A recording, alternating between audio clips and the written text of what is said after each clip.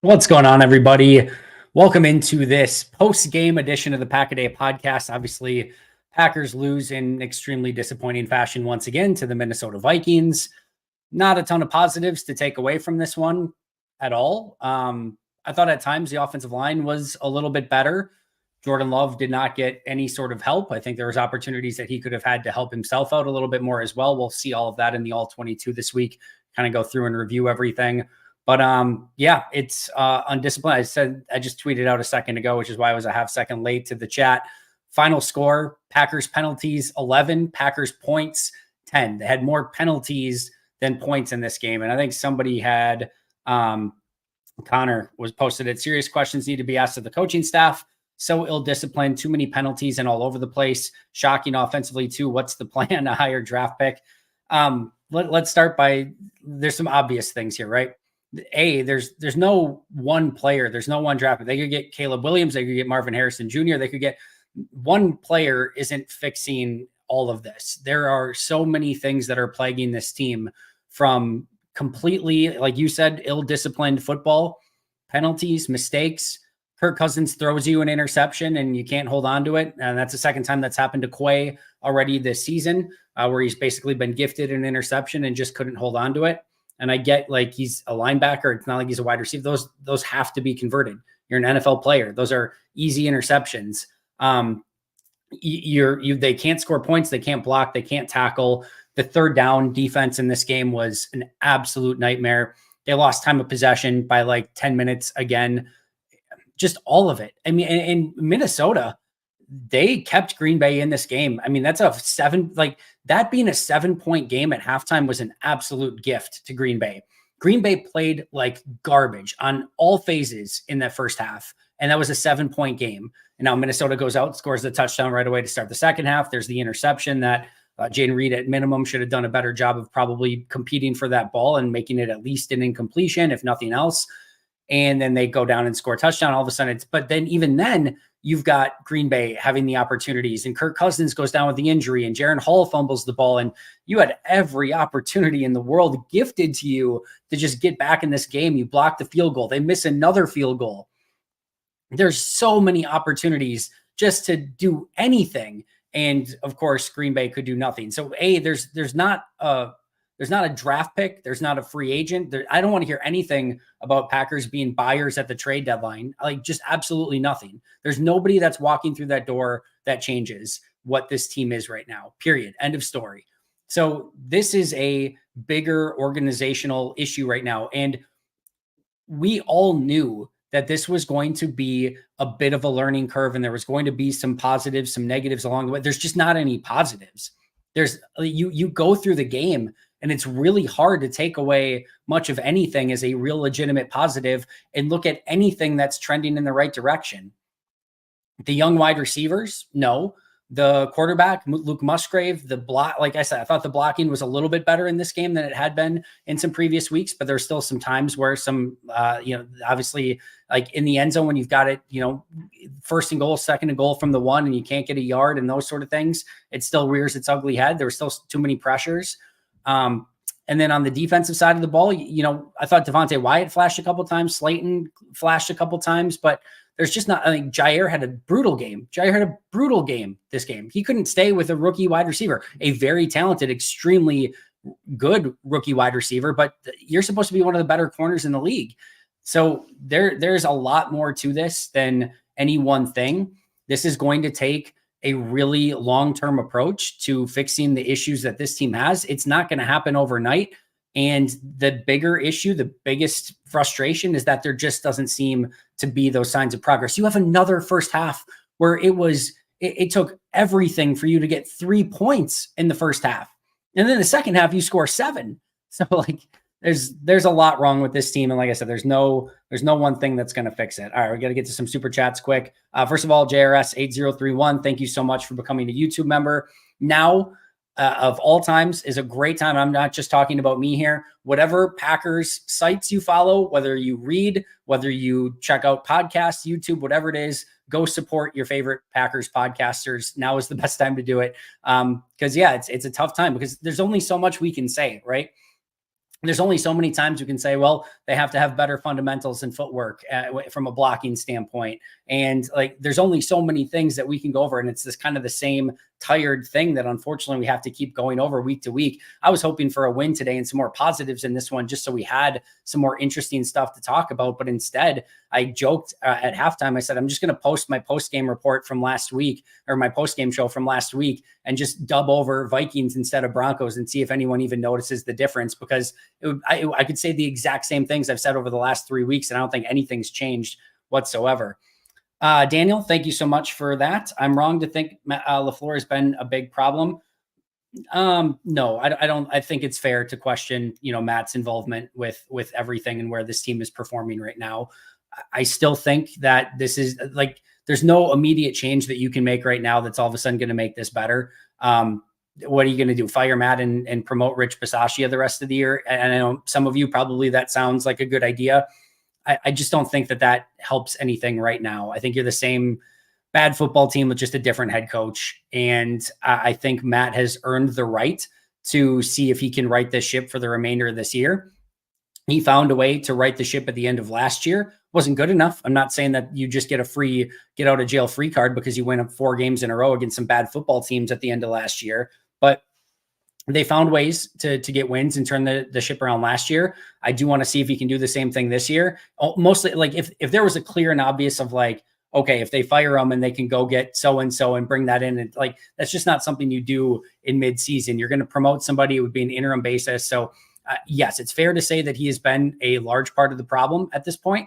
It's fair to question how much longer, like, if this continues to go on. I don't think this, if you told me right now that this team won more than 2 games the rest of the season, meaning that they would finish with a 4-13 record at best, then I think it's fair to question, all right, does he come, is he back next year? And I think that is a fair question to ask. I don't think it's fair to ask it now, to say like, you got to fire him now. And I know many people will disagree with me, but I think you let this season play out a little bit more. But if I'm right in the fact that they don't win more than 2 games the rest of this year, then yeah, there should be a conversation. And obviously they'll have to determine what they want to do, and if they want to go in that direction and go with a different coach and see who's available. But you also don't want to become the team that's just circulating through coaches and quarterbacks and defensive coordinators and GMs every year too. If they evaluate everything and the root cause of the problem they think is Matt LaFleur, then yeah, you cut the head of the snake off and you figure it out from there, and you figure out what's the next right move to make.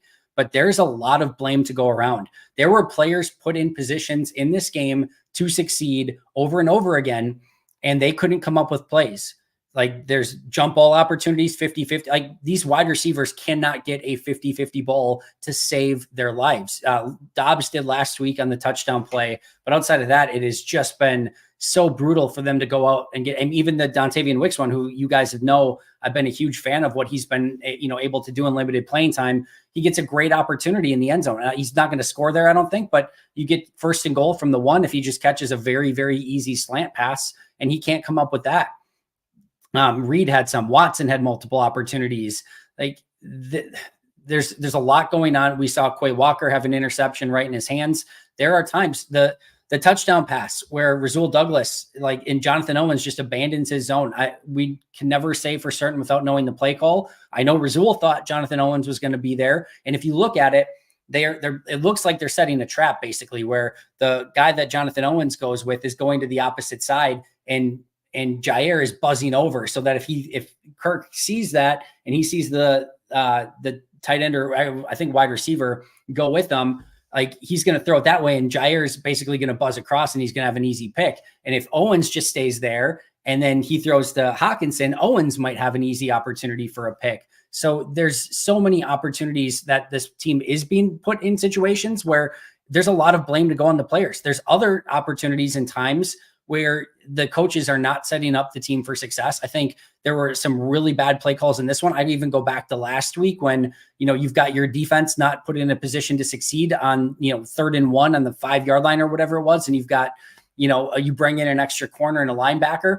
Those things are unacceptable. And you can also talk about Brian Gutekunst and the hit rate that he has had in recent drafts and it not being high enough. So you end up in kind of what I mentioned last year with this a little bit of a Spider-Man pointing meme of everyone can point to everyone else and be like, well, yeah, my part is shit, but look at that part over there. That's just as shitty. And like, that's sort of the situation that Green Bay is in right now, which is obviously extremely frustrating, but no, it is totally fine to question Matt LaFleur's involvement and issues with this. But I think as of right now, you let this play out for, probably the rest of the season, and then make your evaluation after that. A lot of super chats. Thank you guys so much. I'm going to get to all of them. I promise. We'll talk for probably as long as you guys want to here. What games are realistically winnable for the team the rest of the way? I don't think they have a shot until the New York Giants, Bucks, or Carolina stretch. I think they could probably pull a rabbit out of their hat in some game, because I think they are capable of playing better football than they have so far. So if they beat a team like even the Rams next week, if they beat Matthew Stafford went out with a thumb injury. I don't know if he ever got back in that one. I know Brett Rippon went in. Maybe somebody in the chat can say if Stafford ever got back in that game. My guess is he probably didn't, because they were down by so much anyway. But even with Stafford, that's a game where if Green Bay plays actually like B+ football for a week, like they can win that game. They can win against Carolina. They can win against Chicago. I don't really care what the schedule says. I think it's going to be tough for this team to string together any more than 2 wins. I'm not even saying they're guaranteed to get 2. I'm just saying I think that the high end might be 2, maybe 3 wins the rest of the season. And yeah, that's just where Green Bay's at right now, which is really, really frustrating. But yeah, I think there's a couple games in there. The Giants, maybe Buccaneers. The crazy thing is their schedule has not been difficult, right? This Minnesota game is a winnable football game. The Broncos, winnable football game.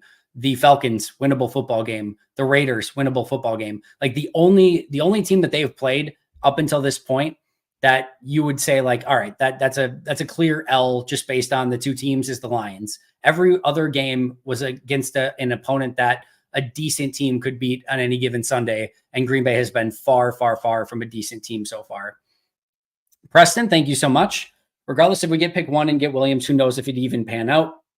The O-line can't block, and for the most part is trash. The wide receivers, regardless of potential, can't catch.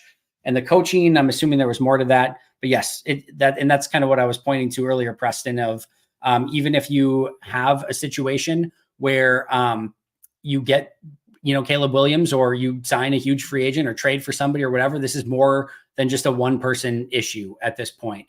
And you can point to things of like, well, maybe Bakhtiari comes out. Are you going to trust his knee again next year? And the players that are healthy and on this team need to make this team better. The coaches need to find a way to make this team better. And if they can't, then that's that's indicative of a coaching staff that it doesn't, that can't get the job done with a younger football team. And this is going to be a younger football team again next year. I'm not saying younger than they are now, but they're still going to be a really young football team next year. They're going to have 3 top 50 picks next year in all likelihood, including probably a top 5 draft pick. If not a top 5, probably easily a top 10 draft pick. Like, if you don't think Brian Gutekunst is the guy that is capable of making those picks, then you need to make that evaluation. Those are not easy decisions. And I'm not saying Green Bay should rush to any conclusion. It is still very early in the year. Things are trending in a terrible direction, but this is a team-wide problem with a lot more questions and a lot more issues than there are answers and solutions. And we just need to start seeing some sign of solution. And the offense looks beyond rudderless. The defense, the third down efficiency today was awful. Yeah, there's just not a lot of positive takeaways. Special teams had the big, I wish they would have freaking shown, instead of flashing to Kevin O'Connell on that. Like, it looked, when he first got that, it looked like he should have gotten significant return yards on that kick return. If not, potentially had an opportunity to return it for a touchdown. I'm not sure what happened and how he got pushed out of bounds on his own side of the field, but still, it's all the way around not good enough. And the team that's playing completely uncomplimentary football at the moment. Fenrir 787, they had a lot of missed opportunities in the passing, so many drop passes. Why bother with all the razzle dazzle plays when you can't catch?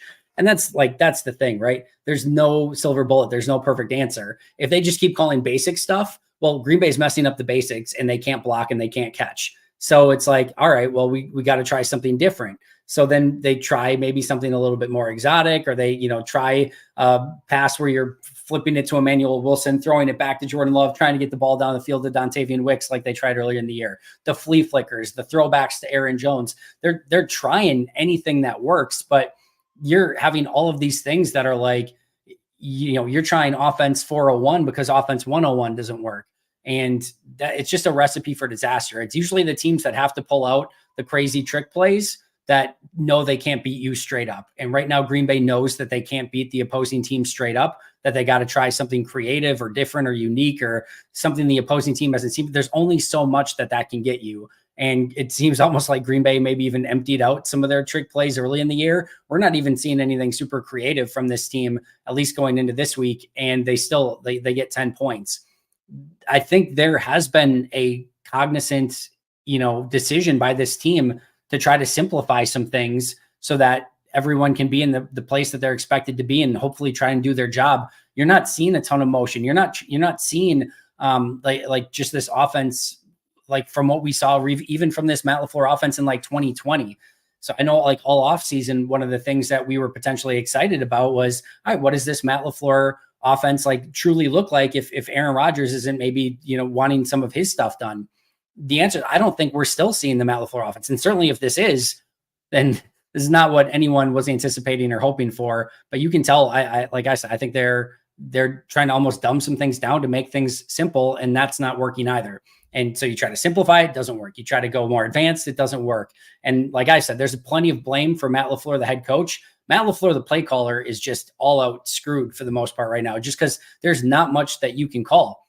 On the 3rd and 1 early in the game, they throw deep and everyone's upset of like, why are you throwing deep on 3rd and 1? And then like later in the game, you get to the goal line, it's on the 1 yard line, and you're like, oh, why? Everyone's like, oh, why are they handing to AJ Dillon?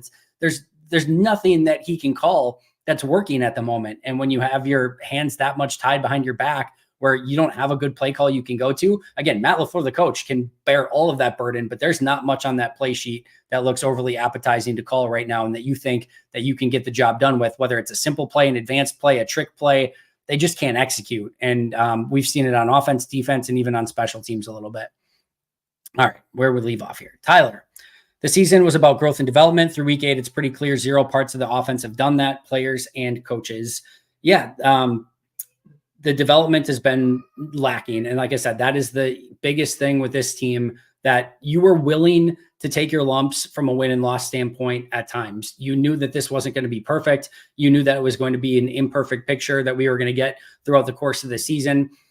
You probably knew that this was going to be a 7-10, 8-9 team at best. And this is obviously clearly going to be a much worse team than that, knowing what we know now. But what you wanted to see all along was the signs of growth, were the signs of progress, were the signs that things were trending in the right way. Young players that were taking a big step from last year to this year, to players that were rookies that you're like, oh, I can clearly see like they've had a lot of really, early draft picks, and now this is paying off and they're really getting some amazing young talent.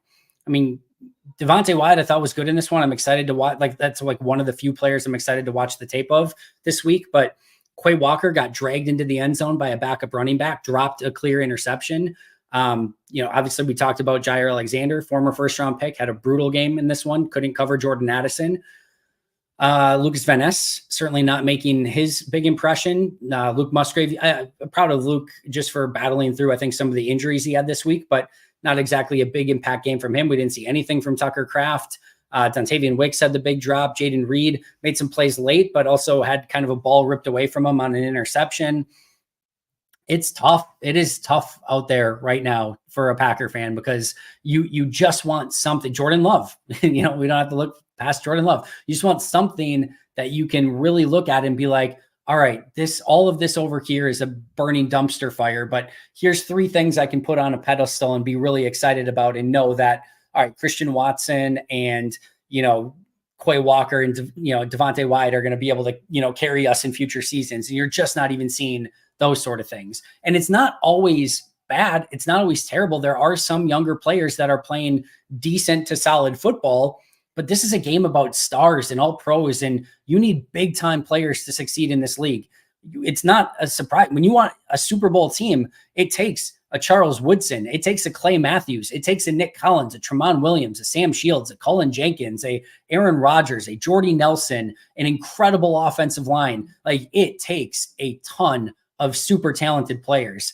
And Green Bay has very, very few of those that you think are like capable of being big time players on a big time team. And that's what you wanted to see, is just, if nothing else, if the record sucked, if they do go 3-14, are there at least a few of those players that you are really catching your eye and being like, all right, they've got a few of those now. Let's say it takes 10 Infinity Stones to, take over and be a dominant team. Like, all right, well, at least they got 3 of them. Like, Rashawn Gary is maybe 1 right now. That's the only one that I can point to that I'm like, I feel good about him being one of those key players on a Super Bowl team. It takes like 10, and I think they have 1.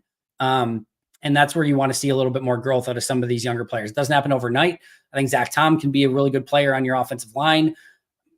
There's just not enough of it. And I think we're seeing the proof and the results that they just don't have the talent, the coaching, or anything right now. And that's why they look like a very bad football team against they're not playing. And I know you know this, but they're not playing the Chiefs. They're not playing the Eagles. They're not playing the 49ers.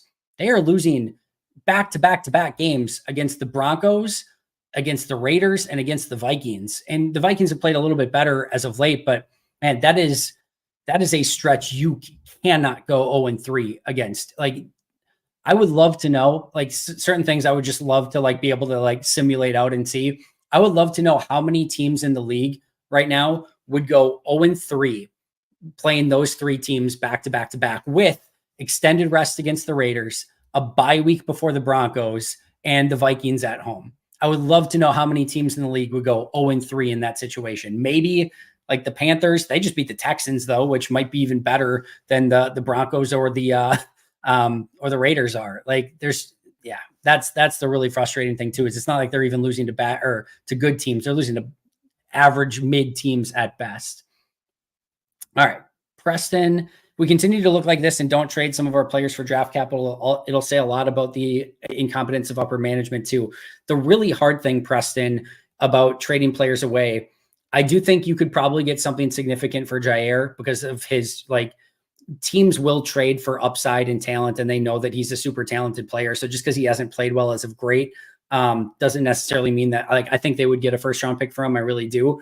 That's the one trade that I would very much consider if I were Green Bay, because I think the contract might not be great for him moving forward. He's already got back issues, which can continue to flare up through a player's career. If they could get something legitimate for Jair, that's the one I think you really take a look at. If some team is willing to give something for Preston Smith, that would be another one I think makes some sense. The issue is that so many of these players have exorbitant contracts, where I'm not necessarily concerned so much about Green Bay having to take some future dead cap hits, because they're going to have to do that with some of these players anyway. My bigger thing here is that for a lot of these players, you're just not going to get much in return. So if you're thinking like, oh, 3rd round pick for Preston Smith, I don't think so. I think that's going to be like a 6th or 7th round pick for Preston Smith. And what Green Bay is going to look at is saying like, all right, do we really want to take a 6th or 7th round pick for Preston Smith, knowing the optics that will create in a young locker room that's already struggling, knowing that, now, like, again, it's not like fans are going to get excited about, oh, we got an extra 6th or 7th round pick. So just know that Green Bay doesn't have a ton of tradable assets that I think they'd actually trade that they would get a ton in return for. Jair and Rashawn would be the exceptions to that. Like I said, I do think they should at least consider and take phone calls on Jair. Rashawn is your best player on the team, and you got to figure out a way to get a long-term contract with him done, not be considering trading him at this point. But that's just another issue with this team is, like, if you go to a team like Washington, they've got some, like, that's struggling. They've got some really young, talented, tradable assets that they can get some, like, really impressive stuff for along that defensive line. Even teams that are sellers, like, they usually have a little bit more that, teams are willing to give up. And Green Bay just doesn't have a ton of players that make sense that teams are going to give a lot for. Like I said, the exceptions potentially being Rashawn Gary or Jair Alexander. So we'll see. But it'll be an interesting trade week. My guess is nothing really happens with Green Bay. And I'll be honestly more upset if they trade for something, just because what's that going to do to you? Like, you're not getting like a Pro Bowl left tackle or something. I don't think that actually does anything. So we'll see. Joe's Home Theater, thank you so much for becoming a new YouTube member. I'll say once again, if you haven't yet checked out Pack a Day Podcast YouTube memberships, hit that join button. You become a new member. You get some additional perks for Pro Bowl members. You get a new video commercial free every single week. You also get access to attend the live Q&A for members only, usually on Thursdays. Sometimes on Tuesdays it switches up, but you get access to that. And then there's additional benefits for Hall of Fame and All-Pro members as well. JJ's breaks. I will always root for the Packers. I won't root for repeated incompetence at every level of the organization. And that is what is happening week after week.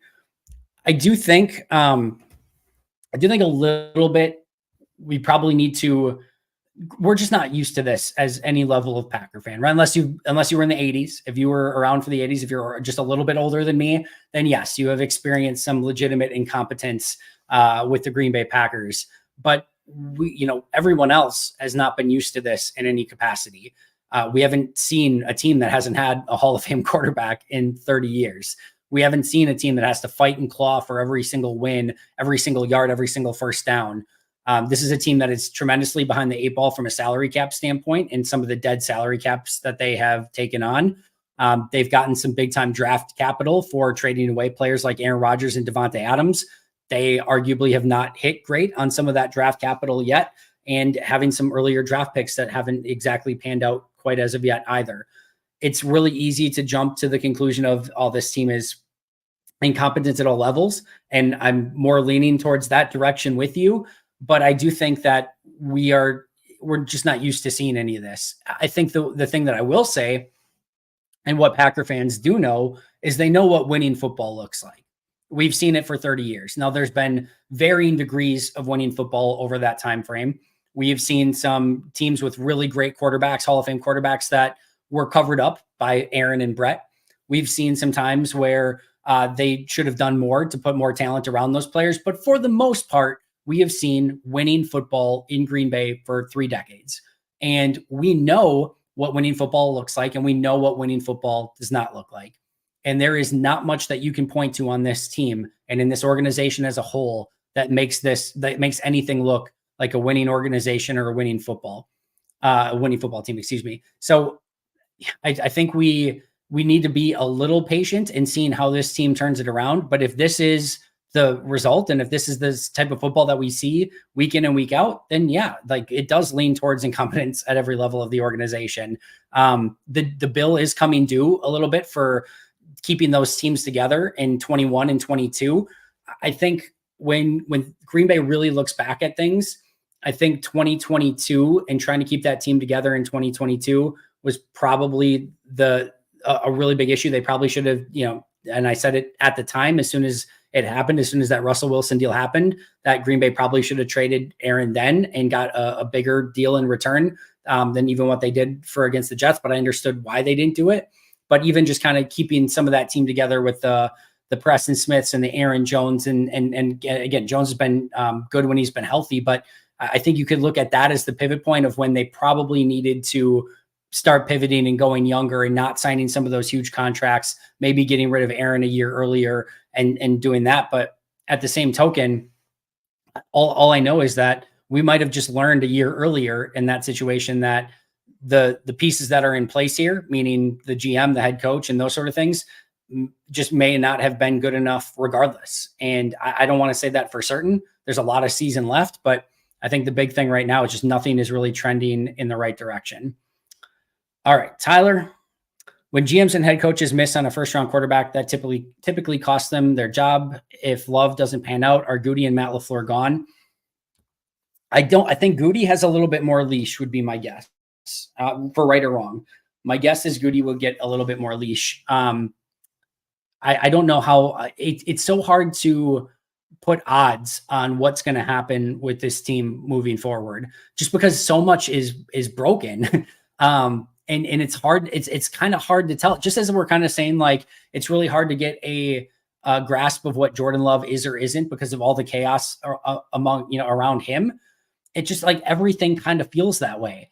I don't have a super great feel. And even watching this team, every single player, every single play, and going back, rewatching the game, watching on the All 22, and like everything that I do covering this team, I personally still don't have a great grasp of, like, is this more on Brian Gutekunst and the players that he is providing for Matt LaFleur?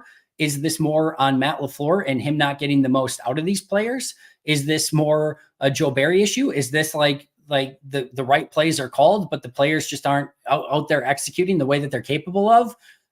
There's just so much that feels like the foundation is just cracking underneath everything that it's really hard to just point to one thing and be like, that's the thing that's completely broken. If I had to lean, I think it is more on coaching at this point. That's the way that I lean right now. I don't see improvement. I don't see progression. I don't see attention to detail. I don't see a team that can run a simple play with effectiveness. That to me is on coaching. And if you want to point to the defense, Matt LaFleur is the guy that hired and stuck with Joe Barry. So that to me, if I had to narrow in on one right now, I would say I think this is more on Matt. And that's the direction that I would go in, is like, I don't think that piece is good enough. And again, I said it earlier, for those of you who maybe join later, I'm not on the fire Matt bandwagon right now. I do think if this continues to get worse and they don't win more than 1 or 2 more games the rest of the season, then it's a real conversation in the offseason, or right at the end of the season, if they want to move on or not. And I think it would take, Mark Murphy and Brian Gutekunst and everyone in the organization to really make a very difficult decision, knowing what they know inside of the building, if that's the right move or not. But yeah, I think at that point that does become, but if you had to ask me right now, to me, Matt LaFleur is 1A on the list of things of everything involved that I would kind of go towards of that's going wrong right now. But it's really, really tough to tell. Just because I don't think the drafting has been good enough. I don't think some of the transactions have been good enough. I don't think the players are playing at the level that they're capable of playing at. I don't think there's just a lot, and you've seen it all. You guys know it. I don't need to list it. It's all, but at some point that does come down, not just Jordan Love. At some point that usually does come down to either the GM or the head coach, or sometimes both. The hot seat is picking up on everyone in this organization very, very quickly and at rapid pace. And every game that goes on like this is going to be a bigger indictment of those in charge. And they've got to figure out a way to turn it around quickly, or it is going to get louder and louder for everyone involved. All right, Kenneth. People keep saying, welcome to the 80s. This is more like the 1950s, or at least the 70s. Consider trading Jair if someone offers a first-round pick. You might be right, Kenneth. My expertise, I will be totally honest, this is one of the weird things about me. I am a history major. You would assume, so I graduated with a history degree. You would assume like the history of the Green Bay Packers would be very important to me. And obviously I care and have reverence for the history of the Green Bay Packers. But like for me, Packers football started when I started watching Packers football. I'm sure Bart Starr and Don Hudson and Ray Nitschke, and I know those guys are amazing, and Jerry Kramer and so on and so forth. I never got to watch them play a down of football in my life. And I could go back and maybe try to find some old highlights and maybe a game or two here and there. I would rather watch the current team. I don't know if I actually mean that right now, knowing this current team, but you get my point. Like, I'm so invested with the current state of the Packers with what I'm doing every day, that from a historical, I'm sure maybe it does look like the 50s or the 70s. Sure. I just know that they are not a very good football team right now, and pick whatever bad former Packers team you want to choose to compare them to. I'm sure there's plenty of choices in previous decades, but it's just not good enough. And yes, I would, if you told me right now that some team offered a first round pick for Jair, I think Green Bay very much should take that deal. Other issue there too, though, is the back injury, right? He could get to, like, let's say Buffalo. I think Buffalo is a clear and obvious team that could make sense to trade for Jair Alexander. And with Tre'Davious White being out, they're a really good football team. They're battling for a championship. His contract this year is super easy for any team to take on. You trade a first for Jair, he slides in there as their starting cornerback, and it just makes so much sense, right? And I'm sure there's other contending teams. I'm sure Miami, with all their speed, knowing what they can do on offense, you have got Jalen Ramsey on one side, you got Jair on the other, you got they would just be stacked, right? I'm sure there's teams that would be very interested in doing it, but he could get there and they could just, not pass a physical due to the back injury. Then the team has to decide, all right, do we still want to give up the first round pick? And knowing that, maybe it'll be good by the playoffs, or do we just want to avoid the deal? So there's could be some issues there as well. Sheev, everyone knows when we're running and when we're passing, very predictable, and shotgun run formations on the one is dumb. Get a fullback on the roster. Sure. These are the things, like the shotgun runs, or like needing a fullback on the roster. I could make a list of things that are not going right now, and that might not even get in the top 50 of things that aren't going right. So yeah, sure, maybe Henry Pearson can come in and be a really valuable fullback, and they can get a couple more 1 yard runs, running behind him. Maybe. Do I think it's going to cure anything that's really going on with Green Bay? Probably not, but sure, there's like all Green Bay can do right now is probably make little small incremental improvements here and there. And hey, maybe a bunch of those small incremental improvements add up to something. But yes, I think your bigger point here, Sheev, is there are times where it seems that they are very predictable. I pointed out last week, I don't know what it was, but there were times with Denver where it looked like they knew exactly what Green Bay was doing before the play, meaning pass or run. And Mike Wallace intimated before that, like he thinks that based on their sets that you can tell if it's going to be pass or run. I don't know if that's it. I don't know what it might be if they're tipping their hand in some other way, but there's plenty of times where you can find it where it like looks like there's a bootleg last week where he's faking to, I think it's AJ Dillon, and there's 3 Broncos defenders that just go right towards Jordan Love. And you can tell they read it a little bit. It's not like they're completely like abandoning the run just in case, but they make that transition so much we're at minimum, they give no respect to the running game whatsoever. If not, like it seems like they almost know the play call ahead of time. So there is very much a predictability there for Green Bay. Again, thank you guys so much for all these super chats. You guys are beyond amazing. Vex, this team is sad, pathetic, lifeless, and sloppy. I don't believe we will even compete against the worst teams in the NFL. If they play like this, I mean, Carolina can beat Green Bay. Chicago can beat Green Bay. I don't know how I would pick it right now. If Green Bay played Chicago right now, I think I'd pick Chicago in that game legitimately. So yeah, if they play like they're playing right now and they don't get any better, like here's the other thing you have to realize too. This team, continues to fight back in second halves.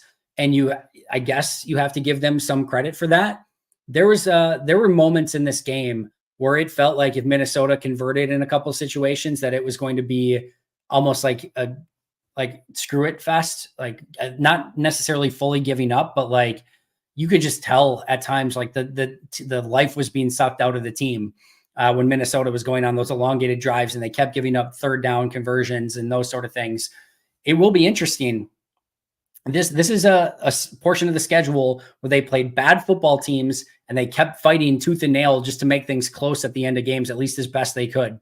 As time goes on, and they start seeing teams like the Chiefs and they start seeing some much better football teams, how Green Bay battles or maybe doesn't battle back in those games could be telling. How Green Bay comes out to start games, like this is going to get very, very interesting, and it's going to be a huge test of the players, the coaching staff, and the culture in Green Bay, because there could be a time where this team starts to quit and pack things in. They didn't last year. I was very, very impressed last year that I thought there were multiple occasions last year where they could have, and they never did, which is a testament to Matt LaFleur and his team in some capacity. But I'm going to be very, very interested. But yeah, if they don't get better, and I do think things probably get a little bit worse before if not, maybe you're thinking, how could it possibly get worse? But I do think that things could potentially get worse maybe before they get better.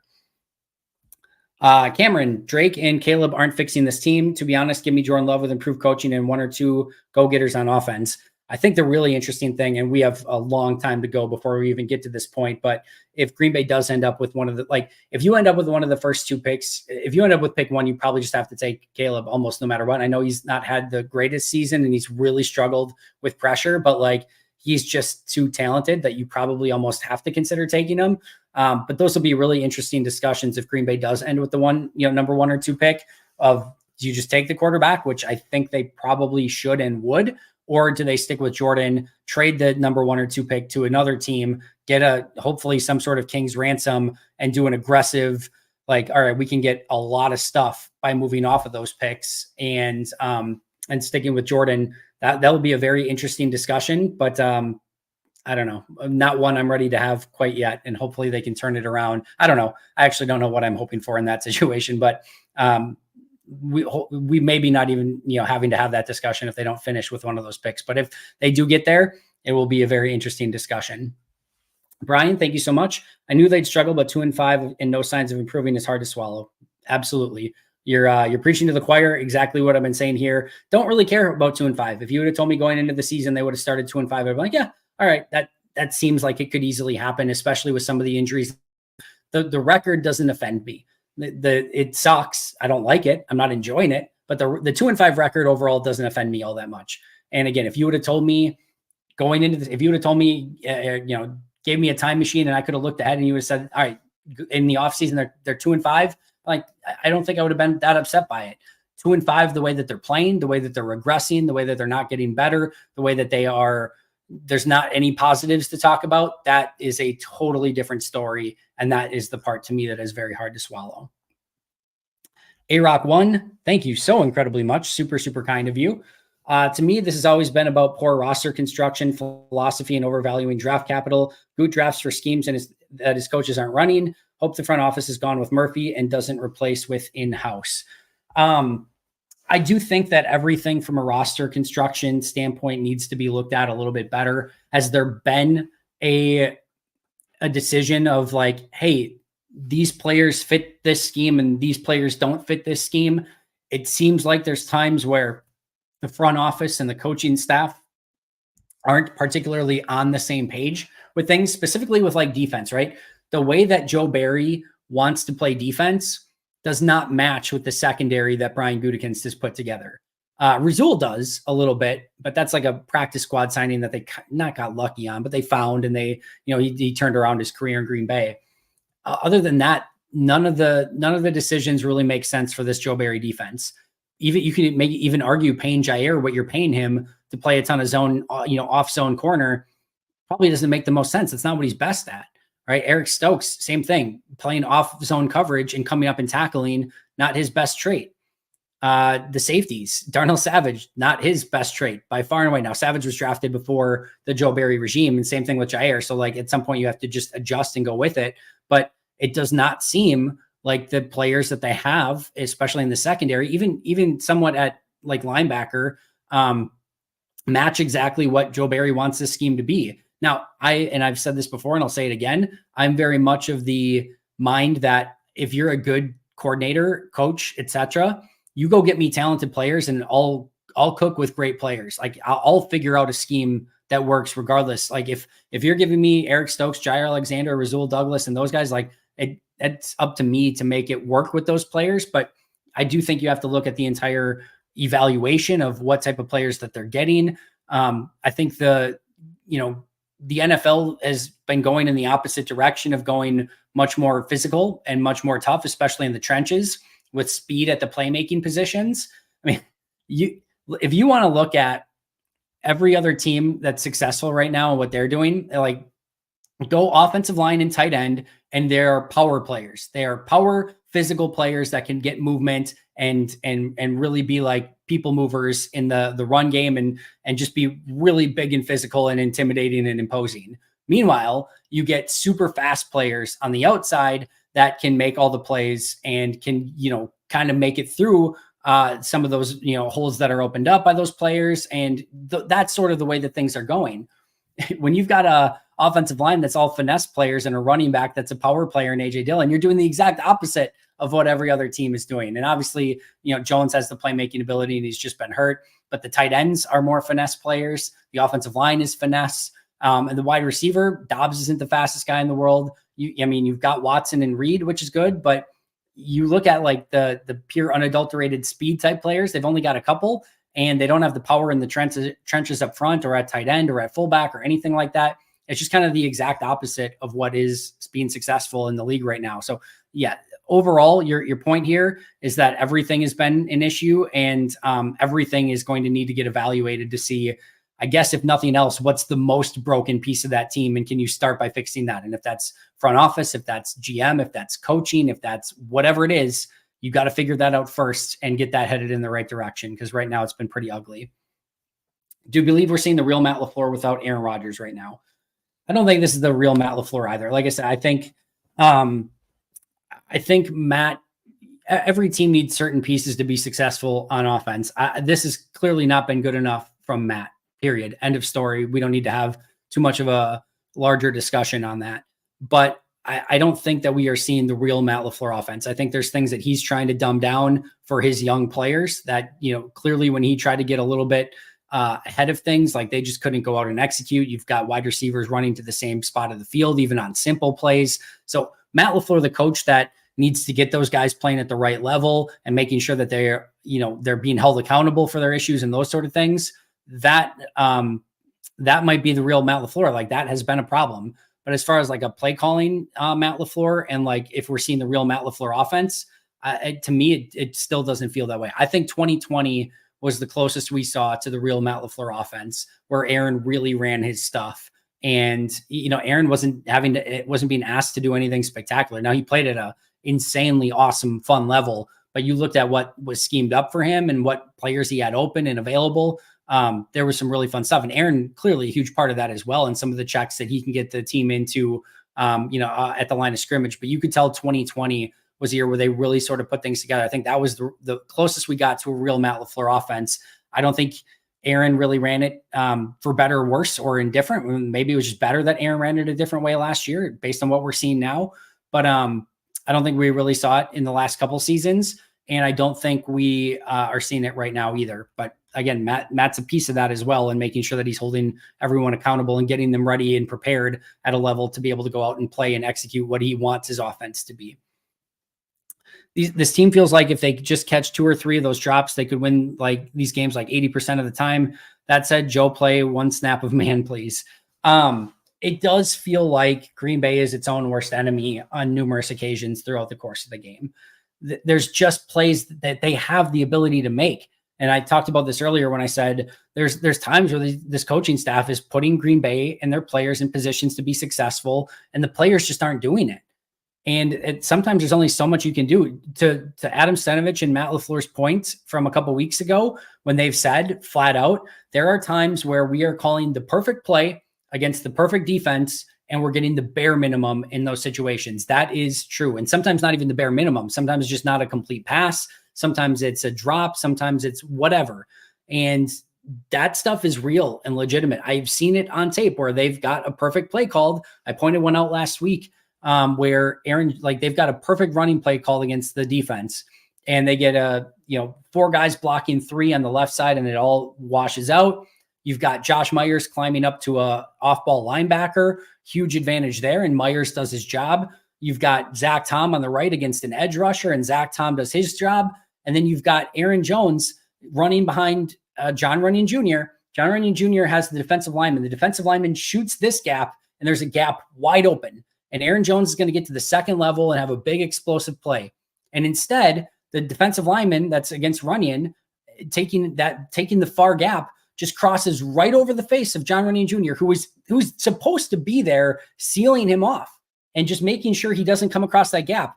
Runyon gives bare minimum effort. The defensive lineman comes right across his face and tackles Aaron Jones. It's a 5-yard gain.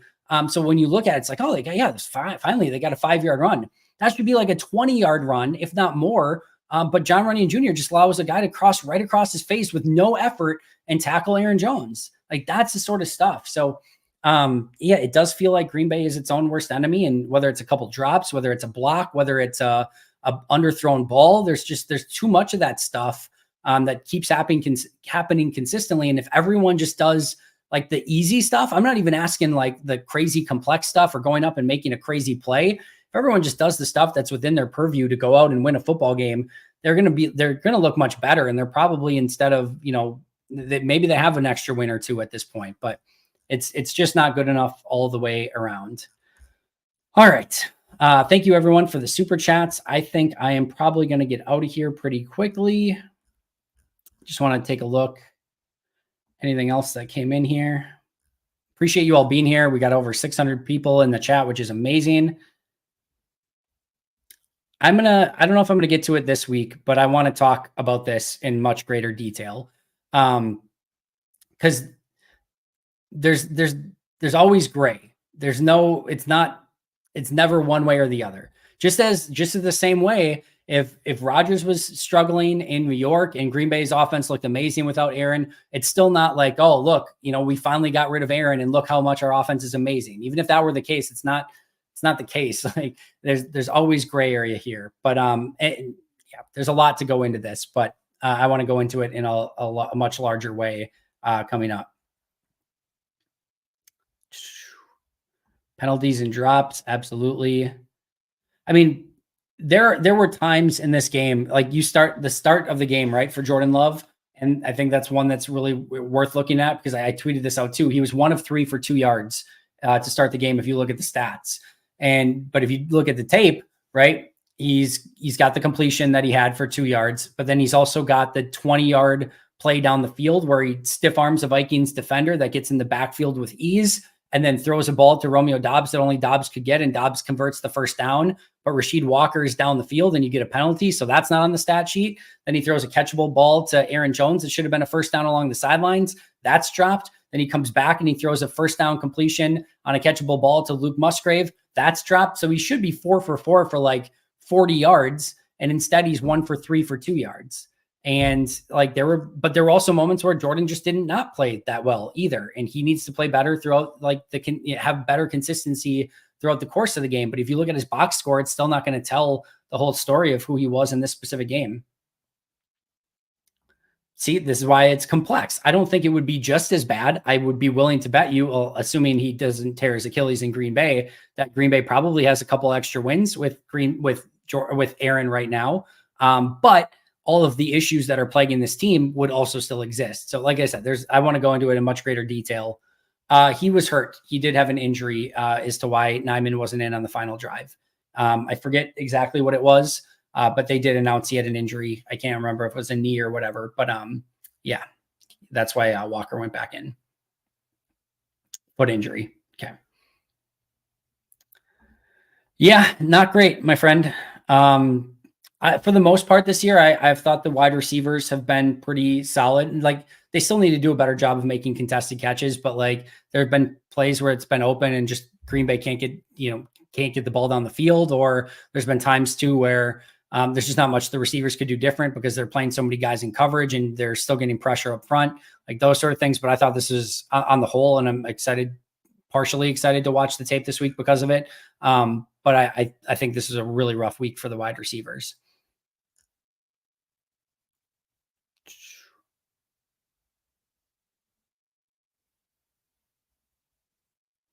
Anything else? I think that's probably going to do it for me, guys. I don't know if they lack toughness. I think in certain situations they do. Oh, is it Achilles injury for Cousins? I don't know if that's a true thing or not. It didn't look good. I mean, certainly when you can't put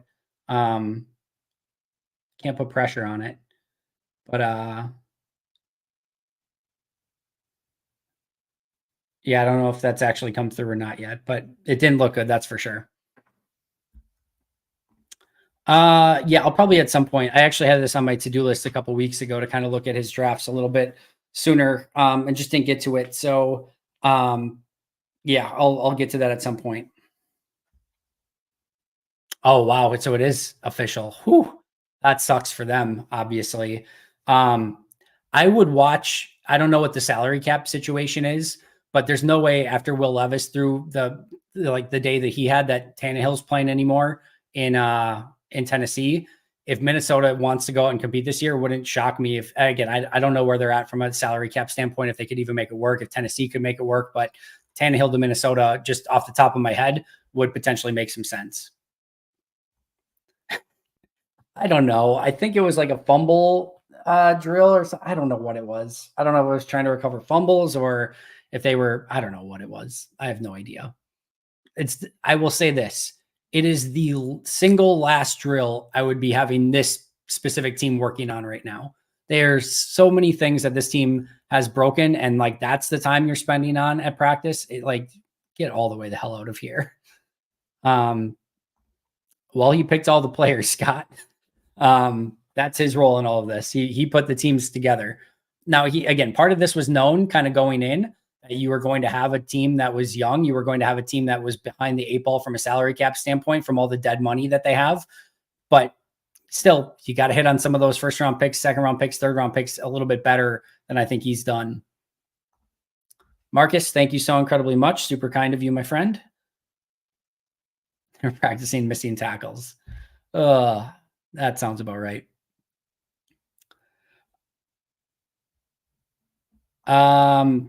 I don't know. That's what goes kind of back to coaching, Daryl. And that's why I said, like, it's really hard to tell just one thing. But if I had to zero in on one, I definitely lean coaching on this one.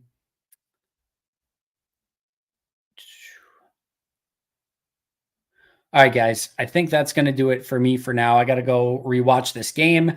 I will also be doing the all 22 probably later today because that'll be up tonight. Got a Bucks game at 6. I'm going to try to watch a little bit of that to try to get some of this sour taste out of my mouth. Hopefully the Bucks can go out and get a win against the Hawks. But that's going to do it for me to now. Thank you all so much. 600 people here. Awesome. All the 20 super chats that you guys did, new members, all of that stuff. You guys are the absolute best. Like I said earlier, go support if Cheesehead. I think somebody said that Cheesehead TV is on right now. Go support those guys. Go over there. Go watch them. Go check out Acme Packing Company. Go check out Tom Grassi. Go check out all the great stuff. I know it's frustrating to like listen to the same like sort of Packer crap like right now. And I know you get to like, you kind of listen to Monday and then you like hear, all right, they're still broken. And then you kind of want to forget about it. Go out and support all those amazing people covering the Packers. They're the absolute best. We are super blessed by having so many amazing people that cover the team. So go and check that out or anything else that's on or anything else that you can read right now and support all your great Green Bay Packers content creators. I will see you guys soon. Always appreciate your support. But until next time, and as always, go Pack Go.